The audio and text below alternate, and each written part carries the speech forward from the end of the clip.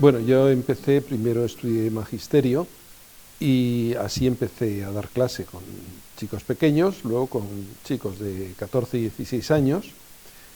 Y en ese momento hacemos innovación, buscamos nuevas fórmulas, porque estamos preocupados por el tema de la investigación, ¿no? Del cambio más de la innovación. Pero no es hasta que termino pedagogía, ya, la licenciatura, que entro a trabajar en la universidad mientras preparo mi tesis y la primera cosa que me dijeron al entrar, una persona a la que aprecio mucho, me dijo, mira, tú tienes que dedicar un tercio del tiempo a investigación, un tercio a docencia y un tercio a gestión y a colaborar en el departamento. Y por lo tanto, desde el primer día que entré ya entendí que tenía que dedicar pues cada semana 14 horas, 15 horas a la investigación. Y ese fue mi mundo desde el principio, o sea que yo entendí siempre que trabajar en la universidad como profesor implicaba dedicar a la investigación esas horas.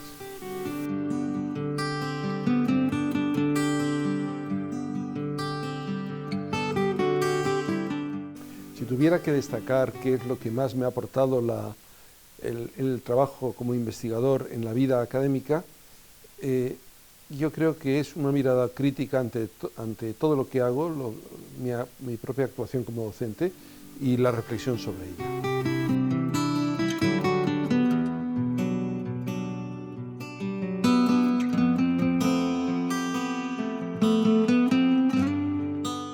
Bueno, desde hace años el profesor se ha considerado que es un profesor que tiene que ser investigador a todos los niveles, también en primaria, en secundaria y por supuesto en la universidad.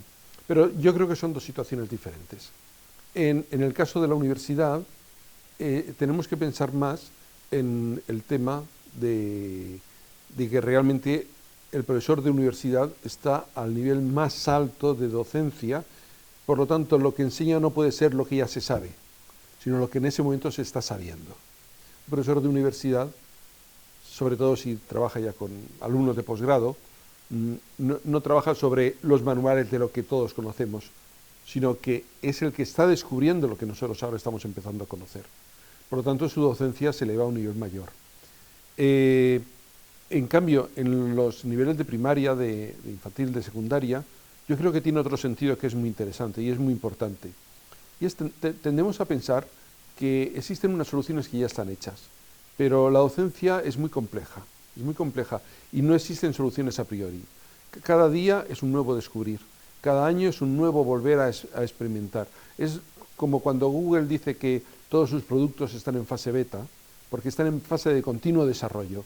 Un maestro tiene que ser consciente de que cada año está en continuo rediseño de la enseñanza. No existen procesos de rediseño, todo es un continuo rediseño. Año tras año, cada año al terminar tiene que decir qué he hecho este año, qué me ha ido bien, qué me ha ido mal, qué podría mejorar. Y el año siguiente será diferente porque también sus alumnos serán diferentes, pero primero porque él mismo cambiará respecto a lo que hizo el año anterior, porque habrá aprendido algo.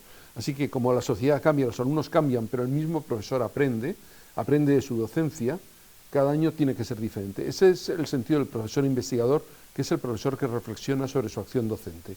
De todos modos, también tenemos que pensar, y ahora voy a añadir algo que quizás no está incluido en la pregunta, pero que me gustaría resaltar, y es, tenemos la tendencia a pensar en modelos únicos. Nos gusta el café para todos. ¿Cómo tiene que ser un profesor? Y un profesor tiene que ser así, así, así. Y eso vale para todos. ¿De verdad tiene que ser igual un profesor que enseña en la universidad medicina que uno que enseña en la universidad sociología y filosofía? ¿Tienen que actuar igual? ¿Un profesor de ingeniería tiene que enseñar igual que un profesor de filosofía? Pero después, un profesor que, por ejemplo, una persona que sea muy buena hablando, alguien que sea genial hablando, alguien que cuando explica algo los alumnos se quedan embobados y cuando termina de explicar todos los alumnos han entendido lo que quería decir y lo recuerdan perfectamente. ¿Es una buena idea decirle que no dé clases magistrales y se ponga a tutorizar? Y por otro lado, un profesor que es muy bueno diseñando materiales maravillosos, un profesor que es muy bueno tutorizando a los estudiantes en las distancias cortas, asesorándoles, motivándoles. Hay que hacerle que vaya a una clase a explicar cosas, a largar de modo aburrido y reiterativo, repitiendo algo que ni siquiera a él le interesa. Deberíamos pensar quizás que no solo entre niveles educativos, sino que en un mismo nivel educativo pueden haber diferentes profesores. Quizás en ese momento habría que pensar que algunos profesores trabajan más la investigación y otros quizás no tienen por qué trabajarla tanto. ¿Por qué tenemos que buscar un único modelo de profesor para todas las áreas, para todos los niveles, para todas las personas?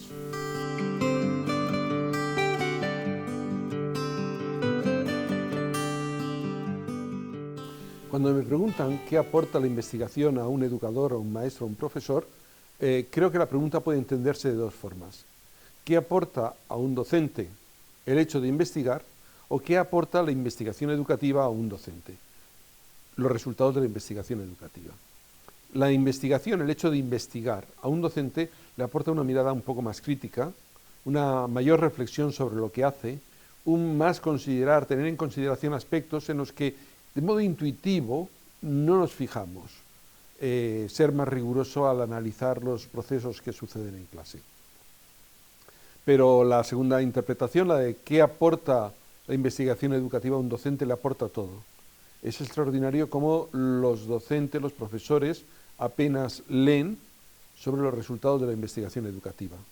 Se ha investigado mucho y se sabe mucho, y entonces ahora hay cosas que sabemos en investigación, las sabemos, son ciertas, se saben. Sin embargo, los docentes, los maestros, seguimos basándonos en el conocimiento informal muchas veces, en lo que nos dice un compañero, la experiencia personal propia de uno mismo. Estamos desaprovechando los resultados de la investigación.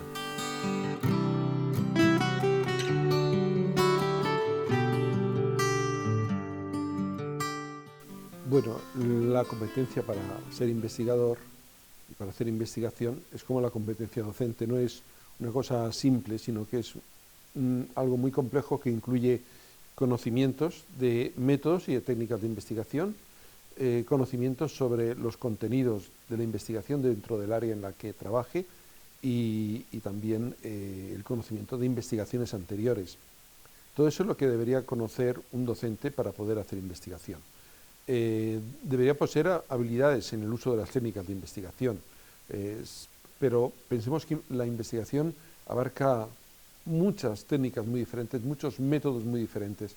De hecho, incluso los buenos investigadores que solo hacen investigación no saben hacer cualquier tipo de investigación, solo saben hacer 1, 2 o 3 métodos, aunque conozcan los otros, ¿no?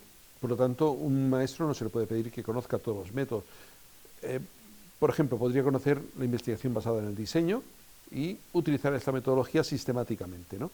Podría conocer cómo hacer estudios relacionales, causales, pero quizás eso no le fuera tan práctico. Debería conocer algún método y tener habilidades de haberlo aplicado y controlarlo. Pero también conocer toda la historia, lo que se ha investigado, lo que investiga, ¿no?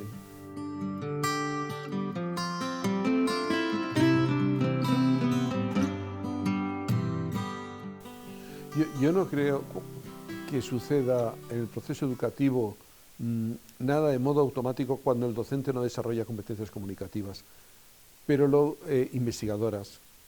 Pero sí que es cierto que los docentes que no desarrollan competencias investigadoras pueden tener una cierta tendencia a repetir año tras año lo mismo, pueden tener una cierta tendencia a seguir las indicaciones que vienen de donde sea, de modo literal. Y esto es malo, es negativo, porque puesto que cada grupo es diferente y cada alumno es diferente, ante cualquier acción educativa, un maestro, una maestra, un profesor, debería detenerse y pensar, ¿y ahora qué debería yo hacer? Por eso es tan importante la reflexión y la actitud investigadora del docente.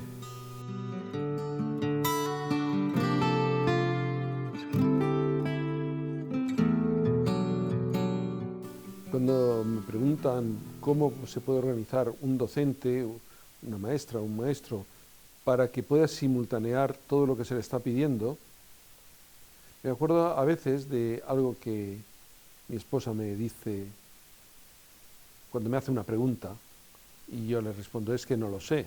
Y dice, pero tú eres maestro, tú sabes todo. Entonces pasa algo parecido. El maestro, la maestra, hoy en día se le pide hacer de todo, desde tareas administrativas, tareas de investigación, tareas de docencia, cuando lo que deberían hacer serían tareas de docencia que implican, en algunos casos, algunas tareas administrativas relacionadas con la docencia y algunas actitudes investigadoras relacionadas con la docencia. eso debería ser como debería plantearse el tema. El objetivo final sería que cada tarea administrativa, vamos a centrarnos en la parte administrativa ya que ha salido aquí, cada tarea administrativa que tenga que realizar un maestro debería diseñarse para que le llevara el menor tiempo posible y la menor dedicación posible, no solo en tiempo sino en dedicación. Lo que no puede ser es que para mejorar la docencia alguien en algún lugar, no sabemos dónde, un ministerio, en algún despacho de algún lugar, decida que hay que hacer un nuevo papel, que al docente le implicará 3 horas entender qué es lo que le están preguntando, 2 horas completar el papel, o que, por ejemplo, utilicemos la tecnología para dificultarle, es decir, que el formulario que antes el docente resolvía copiando y pegando en su ordenador de un documento a otro las respuestas, ahora se lo demos por internet y tenga que escribir una a una las respuestas en un formulario que va ordenado campo a campo, espacio a espacio, y lo que antes podía hacer en 5 minutos ahora necesite 1 hora y media para completarlo. Eso es un absurdo hoy que se está produciendo en todos los países. O sea, la saturación de tareas administrativas de una al docente que son innecesarias y que además el que diseña la tarea administrativa debe hacerlo de manera que al docente le lleve 2 minutos entender que se le pide, 3 minutos poder cumplir con esa tarea que tiene que estar orientada muy a mejorar su docencia.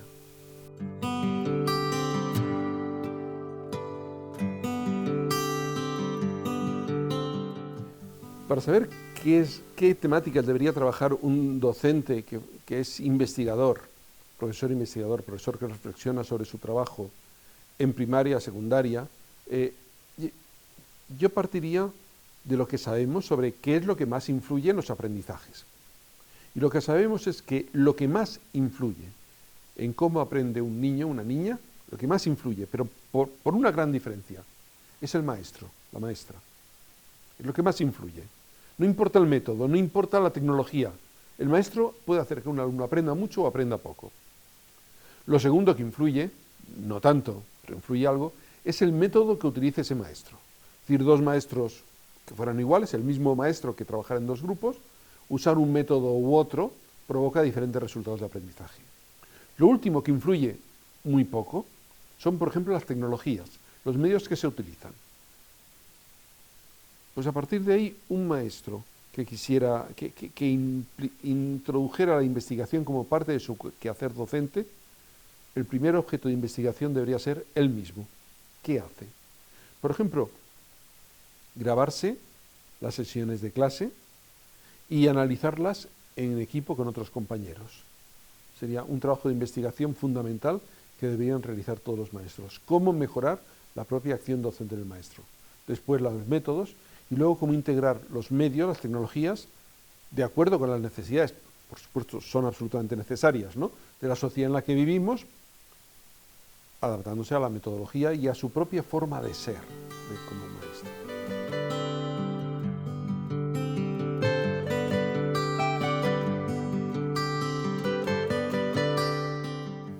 Las personas que estudian para ser profesores, docentes, deberían prepararse para ser también investigadores. Y en ese nivel, es decir, cuando todavía no saben ni dónde van a dar clase, ni en qué condiciones, ni en qué ambientes, ni con qué métodos, ni con qué recursos, deberían poseer una formación general. Y eso implicaría leer mucho sobre investigaciones educativas, leer investigaciones, leer informes de investigación y practicar algunas de las técnicas de investigación. Cómo recoger datos, cómo realizar pruebas, cómo analizar los datos. Los datos no son solo datos numéricos, observaciones de cualquier tipo, cómo realizar observaciones. Y también desarrollar una actividad crítica, que es una de las grandes aportaciones de la investigación al docente, el ser crítico, reflexivo consigo mismo.